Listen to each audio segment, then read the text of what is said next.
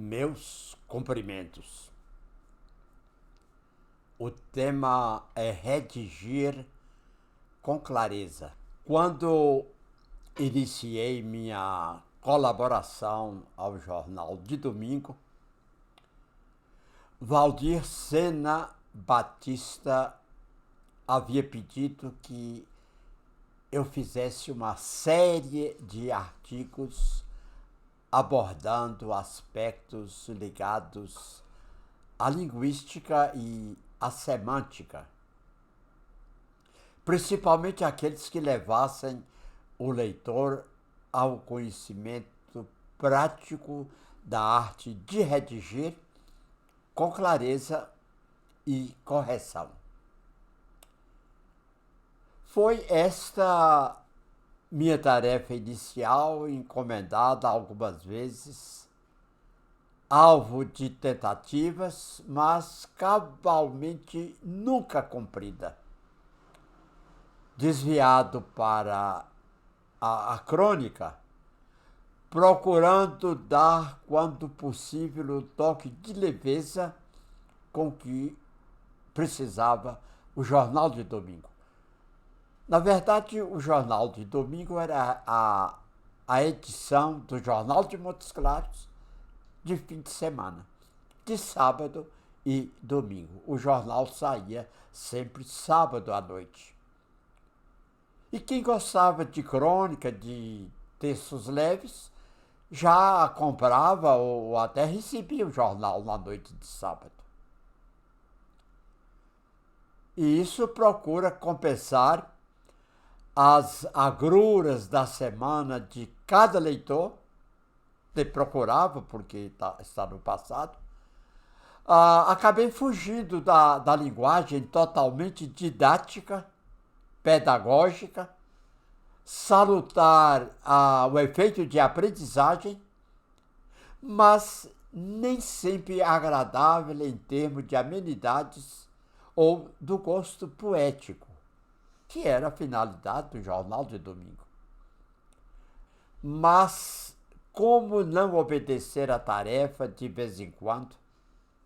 Como não construir com um pouco de experiência desses muitos anos de redação, de estudos teóricos na faculdade de filosofia, curso de letras, e do sentido prático de quem nunca para de escrever?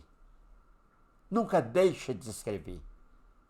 Viver é preciso e viver é doação.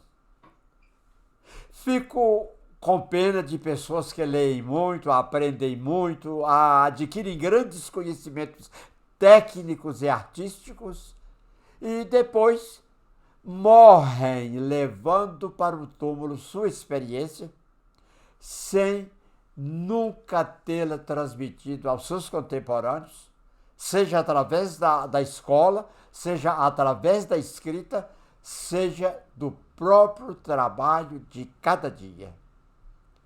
Quem escreve, em todo caso, está sempre preparado para transmitir ao futuro seu patrimônio de cultura, seu pensamento e suas habilidades. Este, quando redige coisa útil, não passa pela vida sem deixar benefícios ao próximo. E então, vamos ao trabalho ou vamos ficar só na conversa? Quais os aspectos mais importantes da redação? Como escrever? Como criar ideias e passá-las para o papel? Primeiramente, só escreve bem quem é bom leitor, quem lê muito e digere o que lê. Ou seja, quem aprende, quem guarda de memória o que aprendeu através da leitura ou das leituras. Só assim é possível ter ideia firme de estrutura, conteúdo e expressão do que escreve ou vai escrever. É preciso que tenha respeito ao que e a quem destina a redação. e uma carta, um poema, uma dissertação ou um conto. O artigo ou uma crônica, um editorial ou uma notícia. Que tipo de abordagem deve fazer? E é para a coluna social ou para a coluna dos Jotas? No tempo tinha os JJs que escreviam para o Jornal de Montes Claros. Eu mesmo fui um deles. Para a primeira ou para a terceira página do jornal? Proposto o tema, seja qual for a forma, dissertação, carta, memorando, narração, descrição, etc., deverá girar em torno dele a redação, mantendo-o como espinha dorsal do trabalho, que é o gênero de escrita, devendo o texto final apresentar-se como um todo organizado, onde as partes se articulem de maneira coerente e lógica. E o conteúdo? É bom deixar claro, antes de mais nada, que as ideias devem ser bem fundamentadas e expostas com absoluta clareza, de modo a possibilitar uma comunicação imediata, o entendimento. Não só correção gramatical, ortografia, morfologia, sintaxe, pontuação, mas também o domínio das palavras e da estrutura da língua. Ou seja, o conteúdo semântico, o que significa realmente os significados. Não fica mal um toque de criatividade, uma contribuição pessoal com ideias novas e originais, ou com o tratamento renovado de velhas ideias. Numa carta comercial, será erro escrever sobre a lua e as estrelas, a menos que você esteja querendo vender telescópios. Numa notícia, não é bom que o redator venha dar sua opinião pessoal, porque fatos são fatos, sendo necessários apenas escrever os acontecimentos, aquilo que foi acontecido, quando, onde, como e às vezes até por quê e para quê. Em qualquer caso, procure aumentar seus conhecimentos do vocabulário, se possível, com riqueza de noções, uso adequado, ordenação e hierarquização do pensamento. Um bom dicionário nunca é indispensável. Hoje, o texto foi escrito há muitos anos, eu diria o dicionário ou o Google. Vá no celular ou no computador e o Google vai dar a resposta, a opinião sobre qualquer palavra ou qualquer pergunta que você faça. Ninguém é dono de todas as palavras da língua. Nem quer dizer que saibamos escrever todos os vocábulos no idioma, tanto como o nosso, a língua portuguesa, como o idioma de outras origens, de outras culturas.